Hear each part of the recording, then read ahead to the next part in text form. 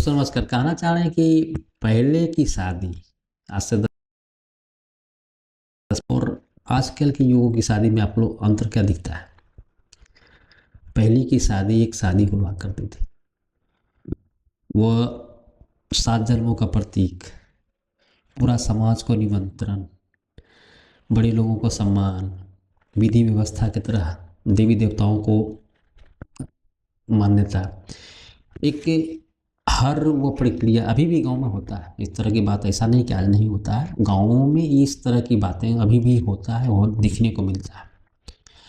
और वह शादी पूरा समाज साक्षी होता है।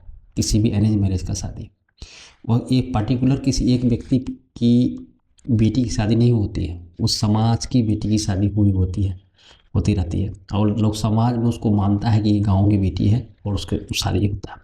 शरीक होते हैं, सुख दुख में शामिल होते हैं।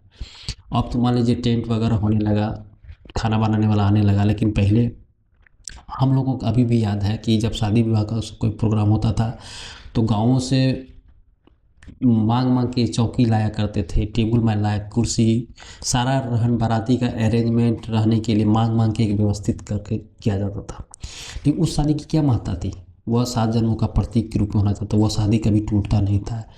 एक मान सम्मान, एक बहुत इज्जत मिलती थी। लेकिन आज की उनको समझना है कि आज की शादी और कल की शादी में अंतर क्या दिखने को मिल रहा है।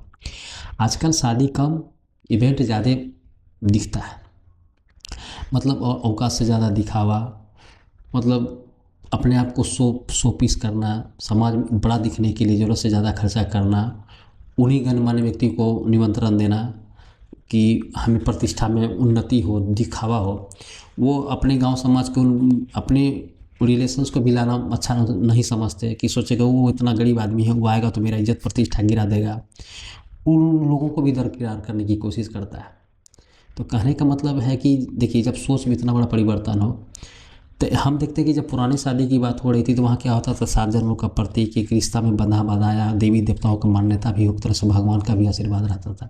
वह रिश्ता जन्म जन्म तक चलता था, परिवार अच्छा सा शुरू से अंत तक था। लेकिन आज के इवेंट के रूप, जो शादी विवाह का कहिए इवेंट के रूप में जो यूज हो रहा है, वो ऊपर वाला का दिन देखिए कि उतना दिन नहीं चलता है।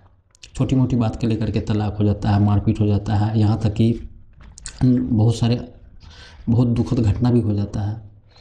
उसको मानहानि का केस कर देता है कि रहन भरण पोषण करने के लिए कि नहीं, हम ये साथ नहीं रहना। तो ये कहने का मतलब है, जो इवेंट होगा हो, जो शादी का मान्यता ही कहाँ रहा, लोग अपने स्तर से यूज करने लगे। तो यही अंतर देखने को मिलता है। इसीलिए अंतर को समझना बहुत ज़रूरी है।